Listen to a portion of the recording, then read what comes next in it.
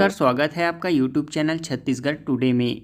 आज है 6 अगस्त 2021, दिन शुक्रवार, और आज हम आज के महत्वपूर्ण छत्तीसगढ़ करंट अफेयर प्रश्नों को हल करेंगे। तो चलिए शुरू करते हैं। हमारा पहला प्रश्न है, छत्तीसगढ़ के किस जिले में मैरीन फॉसिल्स हेरिटेज पार्क निर्माण करने की योजना है?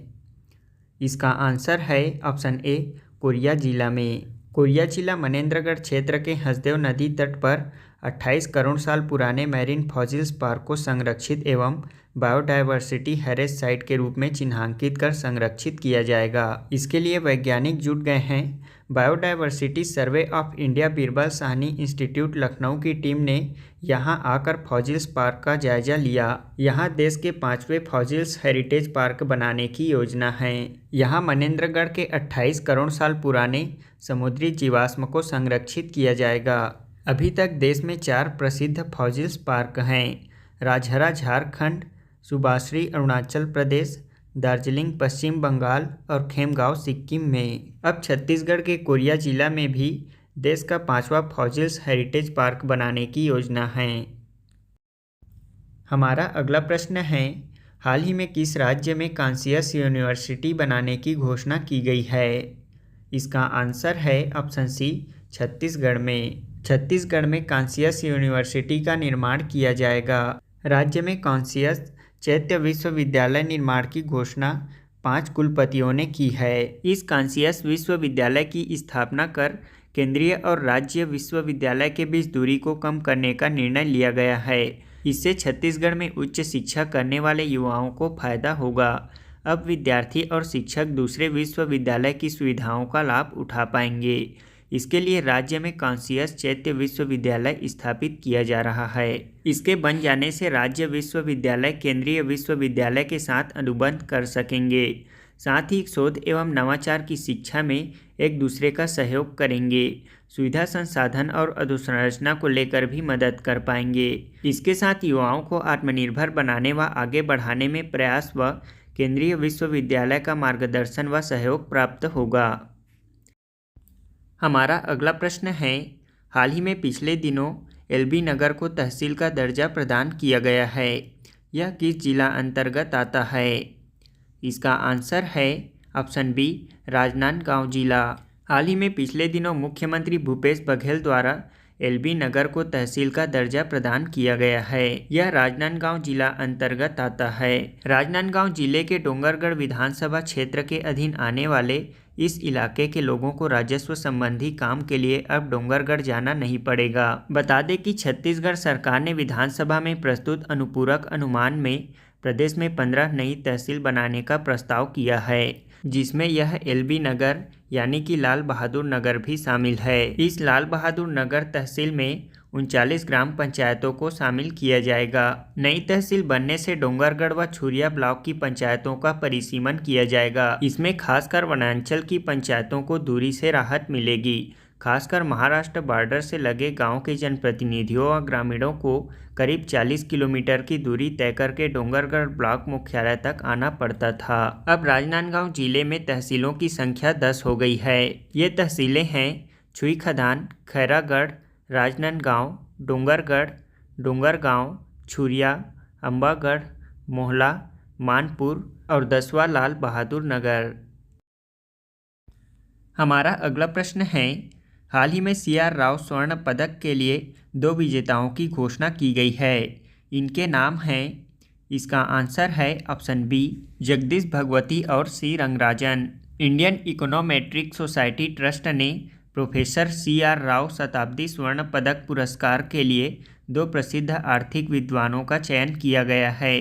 ये प्रसिद्ध अर्थशास्त्री हैं जगदीश भगवती और C रंगराजन। वर्तमान में जगदीश भगवती कोलंबिया विश्वविद्यालय में अर्थशास्त्र, कानून और अंतर्राष्ट्रीय संबंधों के प्रोफेसर हैं, जबकि C रंगराजन प्रधानमंत्री की आर्थिक सलाहकार परिषद के पूर्व अध्यक्ष और भारतीय रिजर्व बैंक के पूर्व गवर्नर हैं। हमारा अगला प्रश्न है, हाल ही में रवि कुमार दहिया ने टोक्यो ओलंपिक में कौन सा पदक जीता है? इसका आंसर है ऑप्शन सी, रजत पदक। भारतीय पहलवान रवि कुमार दहिया ने पुरुषों के 57 किलोग्राम फ्री स्टाइल वर्ग के फाइनल में रूसी ओलंपिक समिति के जऊर युगोव को हराकर रजत पदक जीता है। यह टोक्यो ओलंपिक भारत का 5वां पदक और अभियान का दूसरा रजत पदक है। रवि कुमार, के.डी. जाधव, सुशील कुमार, योगेश्वर दत्त और साक्षी मलिक के बाद ओलंपिक पोडियम पर पहुंचने वाले 5वें भारतीय पहलवान हैं। राज्य में स्वावलंबन रथ किस उद्देश्य से प्रारंभ किया गया है? इसका आंसर है ऑप्शन बी, दिव्यांगजनों के प्रमाणीकरण और उन्हें विशिष्ट पहचान प्रदान करने के लिए। हमारा अगला प्रश्न है, हाल ही में पिछले दिनों विधानसभा अध्यक्ष डॉक्टर चरणदास महंत और मुख्यमंत्री भूपेश बघेल द्वारा चंदैनी गोंदा एक सांस्कृतिक यात्रा नामक पुस्तक का विमोचन किया गया। इसके लेखक कौन हैं? इसका आंसर है ऑप्शन सी, सुरेश देशमुख। हमारा अगला प्रश्न है, संत गहिरा गुरु विश्वविद्यालय सरगुजा के नए कुलपति किसे नियुक्त किया गया है? इसका आंसर है option C, professor Ashok Singh को। हमारा अगला प्रश्न है, 2021 फॉर्च्यून की ग्लोबल 500 सूची में कितने भारतीय कंपनियों को जगह मिली है? इसका आंसर है ऑप्शन डी, 7 कंपनियों को। हमारा अगला प्रश्न है, किस राज्य की पुलिस ने crime and criminal tracking networking system के तहत पहला स्थान प्राप्त किया है? इसका आंसर है ऑप्शन बी, हरियाणा ने। अब हम कल के क्विज का आंसर जान लेते हैं। हमारा पहला प्रश्न था, गुरु घासीदास विश्वविद्यालय के नियुक्त नए कुलपति का क्या नाम है? इसका आंसर है प्रोफेसर आलोक चक्रवाल। गुरु घासीदास विश्वविद्यालय के नवनियुक्त कुलपति का नाम प्रोफेसर आलोक चक्रवाल है। उन्होंने प्रोफेसर अंजिला गुप्ता का स्थान लिया है। वे इससे पहले सौराष्ट्र विश्वविद्यालय राजकोट गुजरात के कॉमर्स एंड एडमिनिस्ट्रेशन विभाग के प्रोफेसर के रूप में कार्यरत थे। दूसरा प्रश्न है, संत गहिरा गुरु विश्वविद्यालय की स्थापना कब की गई थी? इसका आंसर है 2 सितंबर 2008 में। संत गहिरा गुरु विश्वविद्यालय अंबिकापुर सरगुजा की स्थापना 2 सितंबर 2008 को की गई थी। तीसरा प्रश्न है, चंदैनी गोंदा के संस्थापक का क्या नाम है? इसका आंसर है रामचंद्र देशमुख। चंदैनी गोंदा के संस्थापक रामचंद्र देशमुख जी हैं। उन्होंने 1950 में अपने साथियों के सहयोग से छत्तीसगढ़ देहाती कला विकास मंडल की स्थापना भी किए थे। उन्होंने चंदैनी गोंदा का मंचन छत्तीसगढ़ अंचल के अलावा उत्तर प्रदेश, महाराष्ट्र, बिहार, मध्य प्रदेश व दिल्ली में सफलतापूर्वक किया। अखिल भारतीय लोक कला महोत्सव यूनेस्को द्वारा आयोजित भोपाल सम्मेलन में इसकी सराहना भी की गई।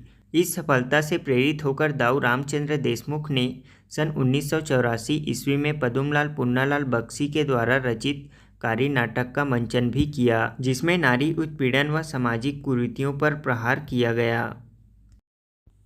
हमारा आज के क्विज का पहला प्रश्न है, जस्टिस एन.वी. रमना सर्वोच्च न्यायालय के कौन से क्रम के मुख्य न्यायाधीश बने हैं? हमारा दूसरा प्रश्न है, सिलगेर गोलीकांड क्या है?